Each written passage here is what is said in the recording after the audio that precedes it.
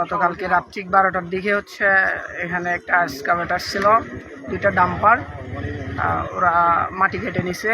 সাথে মানে আমি স্থানীয় সূত্রে জানতে পারলাম, আমি যতটুকু জানতে পারি এখানে 2-1টা কবরও ছিল।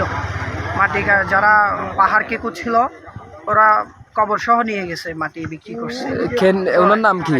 এটা নাকি আমাদের মসজিদ কমিটির সভাপতি যিনি আছেন জাহাঙ্গীর আলম, উনিই বিক্রি করছে।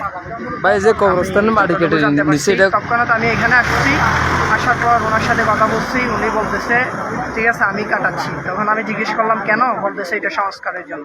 আমি বলছি কবর সহ নিয়ে বিক্রি করা এটা কোন ধরনের সংস্কার? এগুলো নিয়ে অনেক তর্কাতর্কি হয়, ওনারা আমাকে 5 মাসের হুমকিও দেয়। তারপরও আমি এটা করার পর আলীকদম থানায় কল দিয়ে, ফোর্স আসে নাই, কল দিছিলাম, দেন ওরা গাড়ি ঘোড়া নিয়ে চলে গেছে। কিন্তু এখানে 2টা লাশ, দুটা কবর নিয়ে গেছে। হ্যাঁ, কবর সহ বিক্রি করে দিছে ওরা মাটির সাথে। এতটুকু।